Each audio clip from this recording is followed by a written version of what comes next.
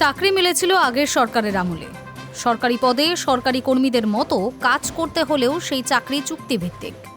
স্থায়ীকরণের দাবিতে আন্দোলন করেও সুফল মেলেনি। রাজ্যে রাজনৈতিক পালাবদলের পর এই ধরনের চুক্তিভিত্তিক কর্মীরা হঠাৎ নিজেদের ভবিষ্যৎ নিয়ে চিন্তিত। আগামী দিনে চাকরিটা আদৌ থাকবে তো?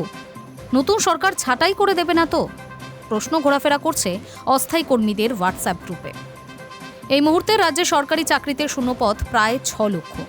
গ্রুপ এ, বি, সি এবং ডি গ্রুপ স্তরের কর্মী মিলিয়ে এই মুহূর্তে কর্মী সংখ্যা দাঁড়িয়েছে মাত্র 3,17,000, যার ফলে প্রশাসনিক কাজকর্ম চালাতে ভরসা করতে হয় এই চুক্তিভিত্তিক কর্মীদের উপর।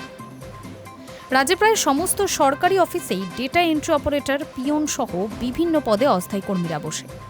এমনকি আইনশৃঙ্খলা রক্ষা বা ট্রাফিক নিয়ন্ত্রণের কাজ যে সিভিক ভলেন্টিয়ারদের হাতে, তারাও অস্থায়ী কর্মী। সব মিলিয়ে সংখ্যাটা 5 লক্ষ। তৃণমূলের আমলে এই সব স্তরের কর্মী স্থায়ীকরণের দাবিতে আন্দোলন করেছেন। সেই সময় মমতা বন্দ্যোপাধ্যায় একটি বিজ্ঞপ্তি জারি করে জানায়, এই অস্থায়ী কর্মীরা 60 বছর বয়স পর্যন্ত নিজ পদে বহাল থাকতে পারবেন, তাদের চাকরি যাবে না। অবসরের পর তাদের নামমাত্র অবসরকালীন সুবিধা দেওয়ার কথাও ঘোষণা করা হয়। সমস্যা হলো, রাজ্যের নবনির্বাচিত বিজেপি সরকারের ইস্তেহারের বলা আছে, ক্ষমতা এলে সব সরকারি চাকরির শূন্যপদ পূরণ করা হবে।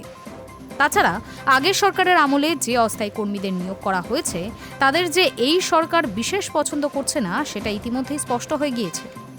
ইতিমধ্যেই নবান্নের বিভিন্ন দপ্তরের ওএসডি এবং রিঅ্যাপয়েন্টেড কর্মীদের নবান্নে যেতে নিষেধ করে দেওয়া হয়েছে। সেই মর্মে বিজ্ঞপ্তি দিয়েছেন খোদ মুখ্য সচিব। স্বাভাবিকভাবেই এই 5 লক্ষ অস্থায়ী কর্মী ও সিভিক ভলেন্টিয়ারদের মধ্যে উদ্বেগের বাতাবরণ তৈরি হয়েছে। নতুন সরকার যদি এই অস্থায়ী পদ বিলুপ্ত করে স্থায়ী নিয়োগের পথে হাঁটে, সেক্ষেত্রে মমতার আমলের ওই লিখিত নির্দেশের উপর বিশেষ ভরসা রাখতে পারছে না তারা। বিভিন্ন স্তরে সরকারি অস্থায়ী কর্মীদের হোয়াটসঅ্যাপ গ্রুপগুলিতে এই নিয়ে আলোচনার ঝড় উঠছে। সমস্যা আরও একটা জায়গায়, সেটা হলো, এই সরকারি অস্থায়ী কর্মীদের যদি রাতারাতি চাকরি থেকে বরখাস্ত করে দেওয়া হয়, তাহলে নতুন নিয়োগ হওয়া পর্যন্ত কাজ চলবে কি করে? সব দপ্তরই তো অস্থায়ী কর্মীদের উপর নির্ভরশীল। Hi news network.